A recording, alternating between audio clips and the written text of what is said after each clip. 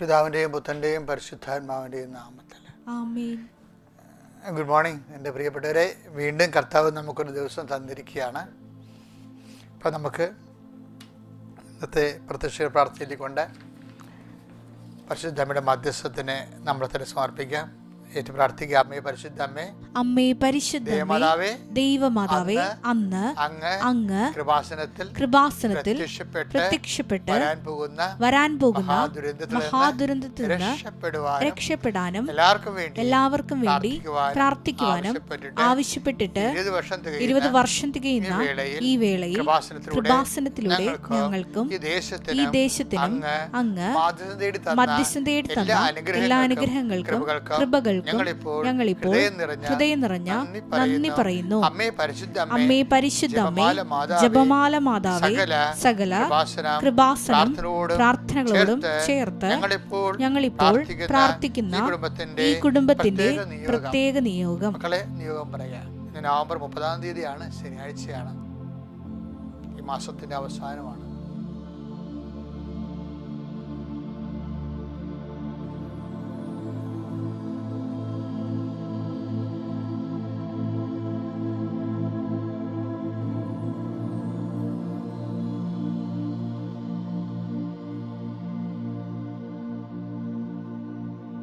അമ്മയുടെ പ്രത്യക്ഷീകരണത്തിന്റെ ഈ ദ്വാദശക വേളയിൽ ഞങ്ങൾക്ക് സാധിച്ചു തരുവാൻ കനിയണമേ. വിശ്വാസ പ്രമാണം. സർവശക്തനായ പിതാവും ആകാശത്തിന്റെയും ഭൂമിയുടെയും സൃഷ്ടാവുമായ ദൈവത്തിൽ ഞാൻ വിശ്വസിക്കുന്നു. അവിടുത്തെ ഏകപുത്രനും ഞങ്ങളുടെ കർത്താവുമായ ഈശോ മിശിഹായിലും ഞാൻ വിശ്വസിക്കുന്നു. ഈ പുത്രൻ പരിശുദ്ധാത്മാവിനാൽ ഗർഭസ്ഥനായി കന്യകാമറിയത്തിൽ നിന്ന് പിറന്ന് പൊന്തിയോസ് പീലാത്തോസിന്റെ കാലത്ത് പീഡകൾ സഹിച്ച് കുരിശിൽ തറയ്ക്കപ്പെട്ട് മരിച്ച് അടക്കപ്പെട്ട് പാതാളങ്ങളിൽ ഇറങ്ങി മരിച്ചവരുടെ ഇടയിൽ നിന്ന് 3-ാം നാൾ ഉയർത്ത് സ്വർഗത്തിലേക്ക് എഴുന്നള്ളി സർവശക്തിയുള്ള പിതാവായ ദൈവത്തിന്റെ വലതുഭാഗത്തിരിക്കുന്നു. അവിടെ നിന്ന് ജീവിക്കുന്നവരെയും മരിച്ചവരെയും വിധിക്കുവാൻ വരുമെന്നും ഞാൻ വിശ്വസിക്കുന്നു. പരിശുദ്ധാത്മാവിലും ഞാൻ വിശ്വസിക്കുന്നു. വിശുദ്ധ കത്തോലിക്കാ സഭയിലും പുണ്യവാന്മാരുടെ ഐക്യത്തിലും പാപങ്ങളുടെ മോചനത്തിലും ശരീരത്തിന്റെ ഉയർപ്പിലും നിത്യമായ ജീവിതത്തിലും ഞാൻ വിശ്വസിക്കുന്നു. ആമേൻ. സ്വർഗ്ഗസ്ഥനായ ഞങ്ങളുടെ പിതാവേ, അങ്ങയുടെ നാമം പൂജിതമാകണമേ. അങ്ങയുടെ രാജ്യം വരണമേ. അങ്ങയുടെ തിരുമനസ് സ്വർഗത്തിലെ പോലെ ഭൂമിയിലും ആകണമേ. അന്നു വേണ്ടുന്ന ആഹാരം ഇന്ന് ഞങ്ങൾക്ക് തരണമേ. ഞങ്ങളോട് തെറ്റ് ചെയ്യുന്നവരോട് ഞങ്ങൾ ക്ഷമിക്കുന്നത് പോലെ ഞങ്ങളുടെ തെറ്റുകൾ ഞങ്ങളോടും ക്ഷമിക്കണമേ. ഞങ്ങളെ പ്രലോഭനത്തിൽ ഉൾപ്പെടുത്തരുതേ, തിന്മയിൽ ഞങ്ങൾ രക്ഷിക്കണമേ. ആമേൻ. നന്മ നിറഞ്ഞ മറിയമേ, സ്വസ്തി. കർത്താവ് അങ്ങയുടെ കൂടെ സ്ത്രീകളിൽ അങ്ങ് അനുഗ്രഹിക്കപ്പെട്ടവളാകുന്നു. അങ്ങയുടെ ഉദരത്തിൻ ഫലമായി ഈശോ അനുഗ്രഹിക്കപ്പെട്ടവനാകുന്നു. പരിശുദ്ധ മറിയമേ, തമ്പുരാന്റെ അമ്മേ, പാപികളായ ഞങ്ങൾക്ക് വേണ്ടി ഇപ്പോഴും ഞങ്ങളുടെ മരണസമയത്തും തമ്പുരാനോട് അപേക്ഷിക്കണമേ. ആമേൻ. എൻ്റെ പ്രിയപ്പെട്ടവരെ, നവംബർ മാസം കർത്താവ് 30 ദിവസം നമ്മൾ പൂർത്തീകരിച്ച് ഒക്ടോബർ മാസത്തിലാണ് അമ്മ ഈ സന്ദേശം തന്നതെങ്കിലും ഇപ്പോഴ് 1 മാസം നമ്മൾ പൂർത്തീകരിക്കുകയാണ് നവംബറിൽ. അപ്പോൾ ഈ മാസം മുഴുവൻ ദൈവം നിങ്ങൾക്ക് നൽകിയ അനുഗ്രഹങ്ങളെ ഓർത്ത് നമ്മൾ നന്ദി പറയുന്നു. പിന്നെ ഇന്ന് ശനിയാഴ്ചയാണ്, അമ്മയുടെ പ്രത്യേക ദിവസമാണ്. ഈ അമ്മയുടെ പ്രത്യേക ദിവസമുണ്ടല്ലോ, പണ്ട് ആൾക്കാർ ശനിയാഴ്ച മാതാവിൻ്റെ ദിവസം ആയതുകൊണ്ട് തന്നെ അതിനു വേണ്ടി പ്രത്യേകം പോയി കുർബാന കൂടുകയും കുർബാന സ്വീകരിക്കുകയൊക്കെ ചെയ്യുമായിരുന്നു. ഇന്നും ചെയ്യുന്നില്ലെന്നല്ല, കുറച്ച് അപ്പോൾ ശനിയാഴ്ച എന്ന് പറഞ്ഞ ഒരു ആൾക്കാർ ഞായറാഴ്ച പോലെ അമ്മയുടെ ദിവസം ആഘോഷിക്കുന്ന ആൾക്കാരുണ്ട്. അന്ന് ധർമ്മക്കാരെ കാണുകയും അവർക്ക് വേണ്ടത് നൽകുകയും ചെയ്യുന്നവരുണ്ട്.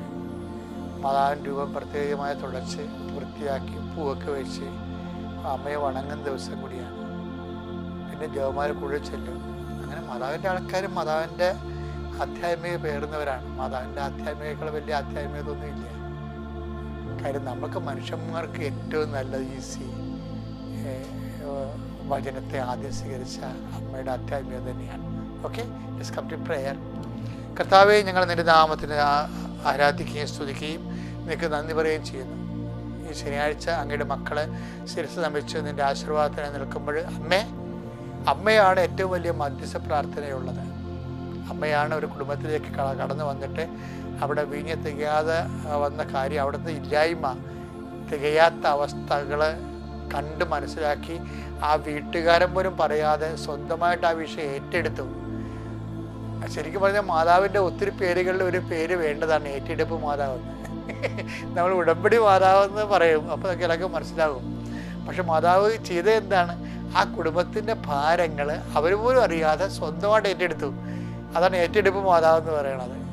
അതായത് ശനിയാഴ്ച നിൻ്റെ എല്ലാ വിഷയം, ഞങ്ങളൊക്കെ ശനിയാഴ്ച അല്ലെങ്കിൽ ഒക്ടോബർ മാസം അല്ലെങ്കിൽ മെയ് മാസമൊക്കെ വരാൻ കാത്തിരിക്കുക. എന്തിനാണെന്നറിയാവോ? അമ്മ ഫയൽ നോക്കണ മാസമാണത്. പ്രത്യേകിച്ച് എന്നുവെച്ചാൽ ഭയങ്കര പ്രസംഗങ്ങളുള്ള വിഷയങ്ങളെല്ലാം മഞ്ഞുപോലെ ഒരുക്കി കളയണ ദിവസമാണ്. അങ്ങനെ നമ്മൾ വിശ്വസിച്ചാണ്, അങ്ങനെയാണ് പ്രാർത്ഥിച്ച് ഒരുങ്ങുകയാണെങ്കിൽ മരിയൻ എക്സ്പീരിയൻസ് നമുക്കുണ്ടാകും. അതുകൊണ്ട് ഞാൻ നിങ്ങളെല്ലാവരും മാതാവിൻ്റെ മധ്യസ്ഥയിലേക്ക് ക്ഷണിക്കുകയാണ്. കാര്യം മാതാവ് നമ്മൾ ഈശോയുടെ അടുത്ത് കൊണ്ടുപോകും. ഈശോയിൽ ആദ്യം ജീവിച്ച ആൾ അമ്മയാണ്. വചനത്തിൽ ആദ്യം ജീവിച്ച ആൾ അമ്മയാണ്. അമ്മയേക്കാൾ വലിയൊരു ജീവിതവും വേറെ മധ്യസ്ഥനോ ഒന്നും ഇല്ല. കാര്യം പ്രധാന മധ്യസ്ഥ കൃപാസനം മാതാവിനെ വിളിക്കുന്നത്. അല്ല, ഏകമധ്യസ്ഥൻ ക്രിസ്തുവാണ്. പക്ഷെ പ്രധാന മധ്യസ്ഥൻ, കാര്യം എന്താ, മറ്റു പുണ്യാളന്മാരെ പോലെ ഒരു മധ്യസ്ഥ അല്ല അമ്മയെന്ന് എൻ്റെ അർത്ഥം. അത് ഇനിയെങ്കിലും നിങ്ങൾ മനസ്സിലാക്കണം. അമ്മ പ്രധാന മധ്യസ്ഥയാണ്. അതാണ് ഉടമ്പടിയുടെ ലക്ഷ്യം. അതാണ് അമ്മയെ ജീവിതത്തിൻ്റെ പ്രധാന മധ്യസ്ഥയാക്കും. യേശുവിന് നമുക്ക് ഇടയ്ക്ക് നിൽക്കുന്നത് അമ്മയാണ്. അമ്മയേക്കാൾ വലിയ മധ്യസ്ഥമില്ല. ഞാൻ ശനിയാഴ്ച കൊണ്ടാണ് ഇങ്ങനെ നിങ്ങളോട് സംസാരിക്കുന്നത്. അപ്പോൾ നിങ്ങൾ ഇന്നത്തെ ദിവസം മുഴുവനും നിങ്ങൾ ഒറ്റയ്ക്ക് പണിപ്പെടേണ്ട കാര്യമില്ല, ഒറ്റയ്ക്ക് ഭയപ്പെടേണ്ട കാര്യമില്ല. അമ്മയാണ് ഞങ്ങളുടെ ഭാരങ്ങൾ കാനായിൽ വെച്ച് ഏറ്റെടുക്കുമെന്ന് പറഞ്ഞതും അമ്മയുടെ മധ്യസ്ഥമാണ് ഈശോ ഈ ഭൂമിയിൽ ആദ്യമായിട്ട് കേട്ട മധ്യസ്ഥം. ഈ ഭൂമിയിൽ ഈശോ ആദ്യമായിട്ട് കേട്ട മധ്യസ്ഥം അമ്മയുടേതാണെങ്കിൽ സ്വർഗം കേട്ട മധ്യസ്ഥം അത് തന്നെയാണ്. അതുകൊണ്ട് തന്നെ അമ്മയുടെ മധ്യസ്ഥത്തിൽ ക്രിസ്തു വഴി ഈ പ്രാർത്ഥനകൾ ഞങ്ങൾ പരവിധാനം സമർപ്പിക്കുമ്പോൾ അതിനേക്കാൾ വലിയൊരു പ്രാർത്ഥന ഫോർമുല ഇല്ല. ഞങ്ങൾ വിശ്വസിക്കുന്നു. ദൈവമേ, ഈ കുടുംബങ്ങളെല്ലാം നൂറുകണക്കിന് ലക്ഷക്കണക്കിന് മനുഷ്യരാണ് ഇപ്പോഴും ഈ ശുശ്രൂഷയെ പങ്കെടുത്തുകൊണ്ടിരിക്കുന്നത്. അവരെല്ലാവരും അത് പങ്കെടുക്കുകയും ആ പങ്കെടുക്കുന്ന ഓരോ മക്കളും ആശ്രയം വെച്ചിരിക്കുന്ന ഓരോ മക്കളുടെ മേലും ദൈവത്തിൻ്റെ കരുണ, മനസ്സ്, ശരീരം, ആത്മാവ്, ജീവിതം എല്ലാ മണ്ഡലങ്ങളിലും യാത്ര, അതുപോലെ തന്നെ ചർച്ചകൾ, മീറ്റിങ്ങുകൾ, യോഗങ്ങൾ, സമ്മേളനങ്ങൾ, എവിടെയെല്ലാം അങ്ങനെ മക്കൾ പോകുന്നു അവിടെയെല്ലാം അവിടെ കൂടെ ദൈവത്തിൻ്റെ സാന്നിധ്യം ഉണ്ടാകാനും സാമ്പത്തിക ക്രയവിക്രയങ്ങൾ, വിനിമയങ്ങൾ, വ്യാപാരങ്ങൾ, വ്യവസായങ്ങൾ, അതിനുവേണ്ടിയുള്ള നീക്കുപോക്കുകൾ, ചർച്ചകൾ, യാത്രകൾ, സംരംഭങ്ങൾ, കൈയൊപ്പുകൾ, ഒപ്പിടേണ്ട അവസ്ഥകൾ, രജിസ്റ്റർ ചെയ്യേണ്ട അവസ്ഥകൾ, എന്തെല്ലാം വിഷയങ്ങൾ, വേറെവർ യു ഗോ, നീ പോകുന്ന ഇടത്തെല്ലാം ഞാൻ നിന്റെ ഉണ്ടായിരിക്കും എന്നളിച്ച് ദൈവത്തിൻ്റെ ചൈതന്യവും ശക്തിയും ഇന്ന് മുഴുവനും കർത്താവിൻ്റെ ചൈതന്യമായി നിങ്ങളിലെ രാത്രി വിശ്രമിക്കാരെത്തുന്നവരെയുള്ള എല്ലാ ഭൗതിക ദൈവിക സംരംഭങ്ങളെല്ലാം കർത്താവിൻ്റെ വെളിച്ചം നിറയട്ടെ എന്ന് പ്രാർത്ഥിക്കുന്നു. എല്ലാ ഭാരങ്ങളും ക്ലേശങ്ങളും യേശു ക്രിസ്തു നീങ്ങിപ്പോട്ട് കൽപ്പിക്കുന്നു. Lord and piece, spirit of power and grace.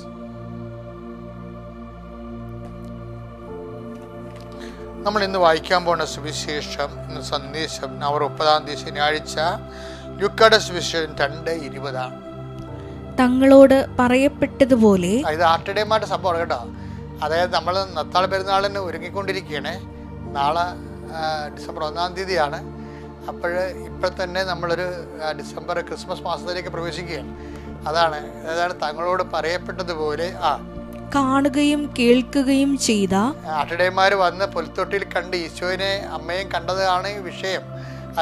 തങ്ങളോട് പറയപ്പെട്ടതുപോലെ കാണുകയും കേൾക്കുകയും ചെയ്ത സകല കാര്യങ്ങളെയും കുറിച്ച് ദൈവത്തെ മഹത്വപ്പെടുത്തുകയും സ്തുതിക്കുകയും ചെയ്തുകൊണ്ട് ആ ഇടയന്മാർ തിരിച്ചുപോയി. ആട്ടിടയന്മാർ തിരിച്ചുപോയ കാര്യമാണ്. പക്ഷെ എങ്ങനെയാണ്? തങ്ങളോട് പറയപ്പെട്ടതുപോലെ സകല കാര്യങ്ങൾ തങ്ങൾ കാണുകയും കേൾക്കുകയും ചെയ്ത സകല കാര്യങ്ങളെ ഓർത്തുകൊണ്ട് ദൈവത്തെ സ്തുതിക്കുകയും മഹത്വപ്പെടുത്തുകയും. അപ്പോൾ ഇതിനകത്ത് എന്ത് സംഭവം എന്നറിയാമോ? ഞാൻ ഈ വചനം ആദ്യം വായിച്ചപ്പോൾ എൻ്റെ മനസ്സിൽ തറച്ച സംഭവം ഇത്രയേ ഉള്ളൂ. സകല കാര്യങ്ങളെക്കുറിച്ചും എന്താണ്? ദൈവത്തിന് നന്ദി കരയറ്റുകയും മഹത്വപ്പെടുത്തുകയും ചെയ്യേണ്ടതാണ്. അല്ലാതെ നല്ല കാര്യങ്ങൾക്ക് വേണ്ടി മാത്രമല്ല, സകല കാര്യങ്ങൾക്കും ശരിക്കും പറഞ്ഞാൽ ആട്ടിടയന്മാർക്ക് പൂജരാജക്കന്മാർക്ക് കിട്ടി ഒരു ആനുകൂല്യം കിട്ടാഞ്ഞ പാവപ്പെട്ട കക്ഷികളാണിത്. പൂജരാജക്കന്മാർക്ക് അവർക്ക് നല്ല നക്ഷത്രമൊക്കെ തെളിച്ച് ദൈവം ആഘോഷമായിട്ടാണ് അവരെ കൊണ്ടുവന്നത്. ഈ പാവപ്പെട്ട മനുഷ്യർക്ക് അത് കിട്ടിയില്ല. പക്ഷെ മാലാഖ അവരെ കണ്ടു, അത് വേറെ സത്യമാണ്. അപ്പം മാലാഖ കണ്ടു എന്നുള്ള കാര്യം ഭയങ്കരമായ ഒരു ഇതാണ്. അപ്പം അതിൻ്റെ അകത്തുള്ള നന്മ എന്ന് പറയുന്നത് അതുൾപ്പെടെ ദൈവത്തിൻ്റെ വെളിപാട് എളിയവർക്ക് ആദ്യം ദൈവം വെളിപ്പെടുത്തിയ അതാണ് സകല കാര്യങ്ങളും ഉള്ളത്. പക്ഷേ ഈ പ്രാകൃതമായ മനുഷ്യരെ കണ്ടിട്ട് മിക്കവാറും ആരാണെന്ന് പോലും ചിലപ്പോൾ അവർക്ക് കൊടുക്കേണ്ട ഒരു ഔന്നത്യമോ അംഗീകാരമോ സംസാരമോ അവരുടെ സംസാരം അവരുടെ സ്വീകരണമോ സ്വാഗതമോ ഒന്നും കൊടുക്കാനുള്ള മാനസികാവസ്ഥയിലല്ല അമ്മ. അവരമ്മയാണല്ലോ കണ്ടത്. അപ്പം അമ്മയെ ഈശോനെ അല്ല കണ്ടത്. അപ്പം അവിടുത്തെ സിറ്റുവേഷൻസ് ഇവർ വെൽക്കമിങ് അല്ല. ശരിക്കും പറഞ്ഞാൽ അവരൊരു പ്രാകൃതമായ അമ്മയ്ക്കാണെങ്കിൽ അതൊരു നെഗറ്റീവ് ഫീലിംഗ് ആണ്. എന്ന് വെച്ച് കഴിഞ്ഞാൽ വളരെ കാര്യം വെച്ചാൽ വളരെ സുന്ദരമായ രീതിയിൽ ട്രീറ്റ് ചെയ്യപ്പെടേണ്ടതാണ്. കാര്യം പ്രസവം കഴിഞ്ഞ് പെറ്റതറിയാൻ വേണ്ടി വരുന്ന ആൾക്കാരാണ്. ബന്ധുക്കൾ സ്വന്തപ്പെട്ടവരല്ലേ ആ സമയത്ത് വരണത്. അവർ സമ്മാനങ്ങൾ കൊണ്ട് വരണതിന് പകരം ഒരു ബന്ധവും ഇല്ലാത്ത പരിചയമില്ലാത്ത കുറച്ച് പ്രാകൃത മനുഷ്യർ ഒന്ന് നോക്കി വെച്ച് പോകും. പക്ഷേ നോക്കി വെച്ച് പോകുമ്പോൾ അവർക്കും ഒരു റെസ്പോൺസ് കിട്ടുന്നില്ല, മറിയാതെ തിരിച്ച് റെസ്പോൺസ്. നമ്മുടെ ജീവിതം ഇങ്ങനെ ചില സമയത്ത് നിറം നഷ്ടപ്പെട്ട് കാണും. ജീവിതത്തിൽ നിറം നഷ്ടപ്പെട്ട് കാണും. കാരണം അമ്മയ്ക്കാണെങ്കിൽ ആ വരവ് കൊണ്ട് പ്രത്യേകിച്ച് നല്ല വണ്ണം വീട്ടിൽ താമസിച്ച് ഭംഗിയായിട്ട് ആൾക്കാരുടെ സ്നേഹവും ഔദാര്യവും പരിഗണനയും പരിചരണവും ഒക്കെ കിട്ടേണ്ട കാലത്ത് ഈ പ്രാകൃതമായ മനുഷ്യർ വന്ന് നോക്കി നിന്നില്ല, വരവൊന്നും കിട്ടിയില്ല. അമ്മ അത് ഹൃദയത്തിൽ സംഗ്രഹിച്ചു.